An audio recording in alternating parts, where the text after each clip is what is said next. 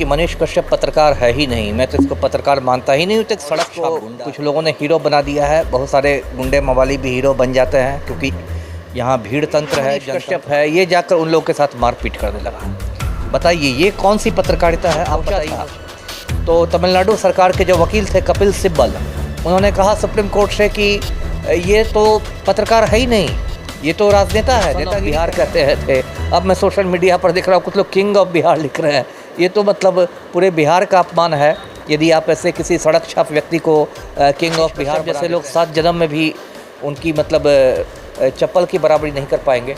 तो ये सब दिखाता है कि कहीं ना कहीं ये मतलब जो आरएसएस और बीजेपी की जो एक इसकी जो पत्रकारिता है, जो तथाकथित पत्रकारिता है मनीष कश्यप की, ये तो गाली गलौज करने वाली रंगदार वाली पत्रकारिता है। और उस पत्रकारिता में जब आप राजनीति का तड़का लगा देते हैं, वो भी आपकी विशुद्ध पत्रकारिता नहीं है, उसमें आपने पॉलिटिक्स का तड़का लगा दिया है। आपको पत्रकारिता कितनी बड़ी चीज़ है कि मीडिया को जनतंत्र का चौथा स्तंभ कहा गया है ना। न्यायपालिका, व्यवस्थापिका और कार्यपालिका जो 3 स्तंभ है, उसके अलावा मीडिया को चौथा स्तंभ को सुधारना चाहिए। अभी तो मनीष कश्यप बहुत कम उम्र का है और गलतियां सबसे होती है, तो सुधार होना चाहिए। लेकिन एक बात ये भी सच है कि कुत्ते की दुम टेढ़ी की टेढ़ी कर रहा है। अब देखिए, मुझे उम्मीद है कुछ उसकी माँ कहती है कि अब मैं उसे ये काम नहीं करने दूंगी। देखता हूँ उसकी माँ उसे कितना। बिहार के चर्चित यूट्यूबर मनीष कश्यप को तमिलनाडु मामले में बेल मिल गई और उसके बाद मनीष कश्यप जो हैं वो बिहार आ गए। बिहार के बेतिया कोर्ट में उनकी पेशी हुई। 2 मामले थे, उन मामलों में जो है बेतिया कोर्ट में पेशी हुई और उसके बाद मनीष कश्यप को जो है अब बेऊर जेल में शिफ्ट कर दिया गया है। मेरे साथ पूर्व आईपीएस ऑफिसर अमिताभ दास सर मौजूद हैं। सर, मनीष कश्यप की काफ़ी अधिक चर्चाएं हो रही हैं।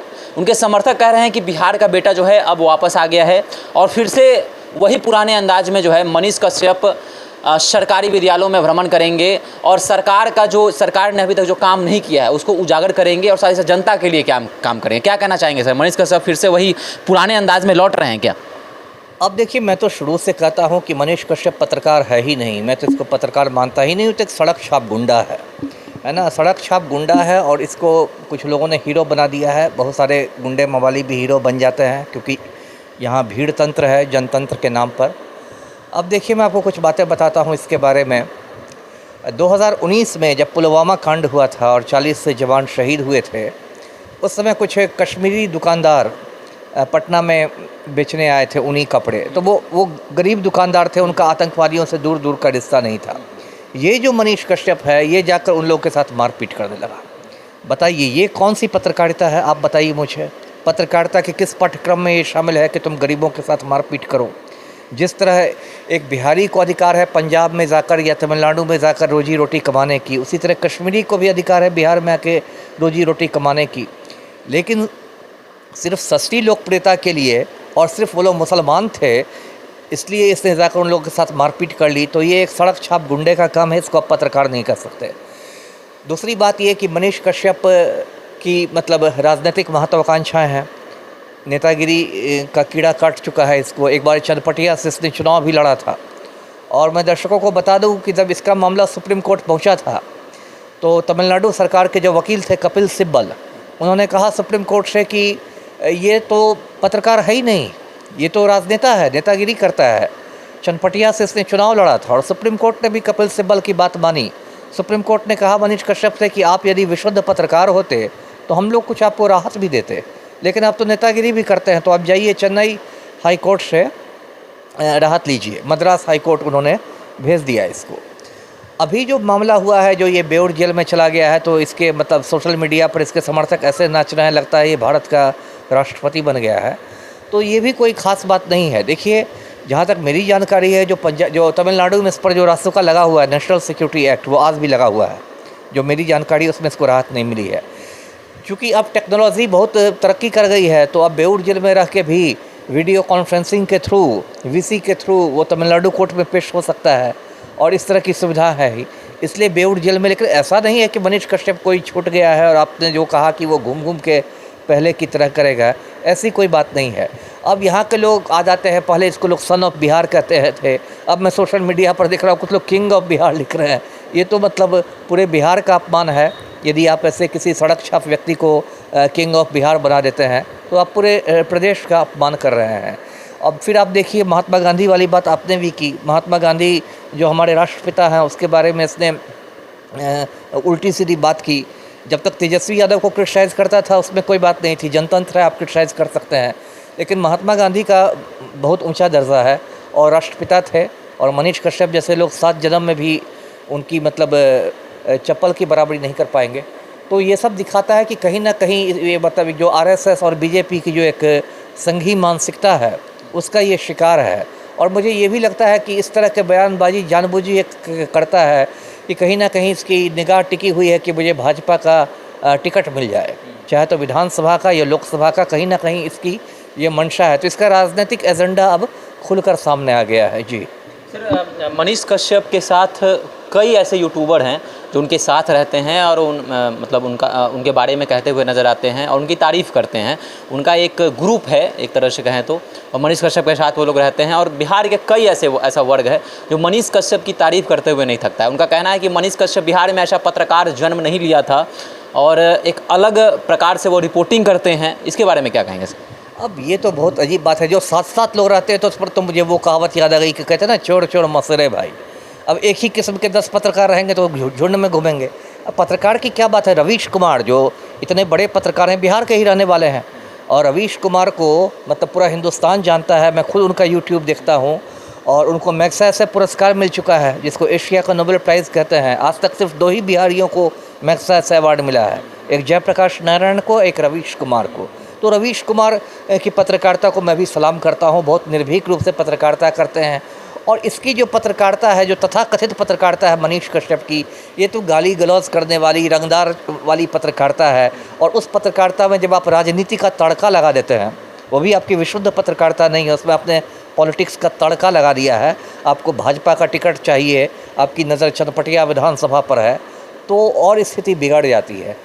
और देखिए इधर बहुत सारे मतलब बिहार में ज्वलंत मुद्दे हुए, उस पर मैंने कभी मनीष कश्यप की ओर से कोई प्रयास नहीं देखा, है ना। अभी आनंद मोहन जैसे खूंखार माफिया को जेल से छोड़ दिया गया है, उस पर इसका कोई बयान कुछ नहीं इन लोग का आया है। इसके पहले खुदाबख्श लाइब्रेरी को बिहार सरकार तोड़ने जा रही थी, तभी भी मनीष कश्यप उस समय तो ऐसे ही बाहर घूम रहा था, इसका कोई बयान नहीं, कोई ये नहीं आया।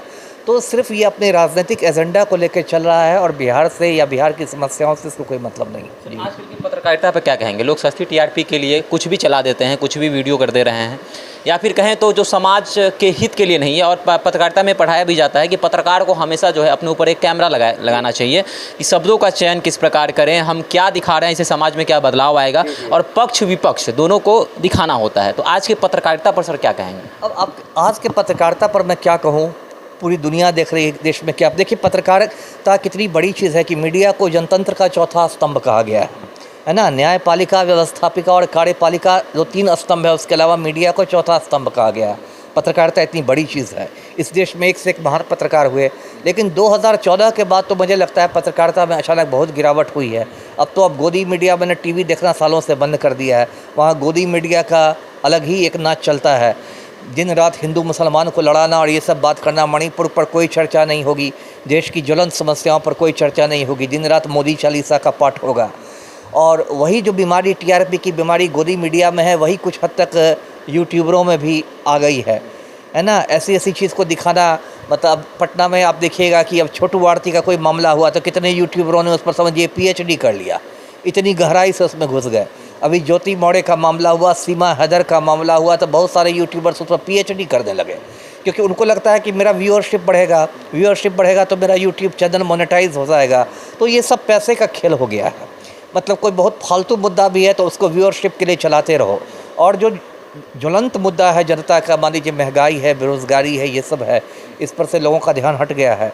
तो कुल मिला के पत्रकारिता की दशा तो मैं दयनीय ही कहूँगा। जी फिर मनीष कश्यप अगर छूटते हैं तो क्या लगता है कि वही पुराना अंदाज रहेगा, या फिर अब वह अंदाज जो है कहीं ना कहीं कम दिखाई पड़ेगा, वह अंदाज अब खत्म होने वाला है? देखिए क्या होता है कि आदमी को सुधरना चाहिए। अभी तो मनीष कश्यप बहुत कम उम्र का है और गलतियां सबसे होती है, तो सुधार होना चाहिए।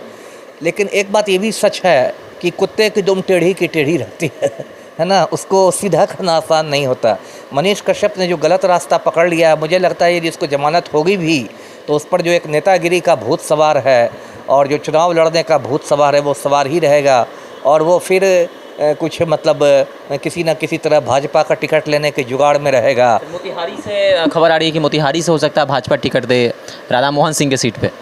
अब वही मैंने कहा ना कि राधा मोहन सिंह का मान लीजिए पत्ता साफ हो रहा है तो इसको दिया जाएगा, तो इसका तो पूरा मतलब एक राजनीतिक एजेंडा है। आप राजनीतिक एजेंडा के तहत आप पत्रकारिता का वेश बना के घूम रहे हैं, लेकिन आपका राजनीतिक एजेंडा है, आप नफरत की राजनीति करते हैं, आप दुकानदारों के साथ मारपीट करते हैं, आप महात्मा गांधी को गालियाँ देते हैं। यदि आप सांसद बन भी गए तो क्या तो कौन सा तीर मार लिया आपने? मोहम्मद शहाबुद्दीन 4 बार सांसद बना था, है ना, और तिहाड़ जेल के कैदी के रूप में मरा। विजय माल्या सांसद बन गया था, अभी ब्रजभूषण शरण सिंह जैसा गुंडा मवाली बैठा हुआ है लोकसभा में। तो सांसद बनना ही तो ध्येय नहीं होना चाहिए ना कि सांसद बनने के लिए मैं अपना ज़मीर बेच दूंगा, लेकिन मनीष कश्यप वही कर रहा है। अब देखिए, मुझे उम्मीद है कुछ उसकी माँ कहती है कि अब मैं उसे ये काम नहीं करने दूंगी, देखता हूँ उसकी माँ उसे कितना समझा पाती है। जी।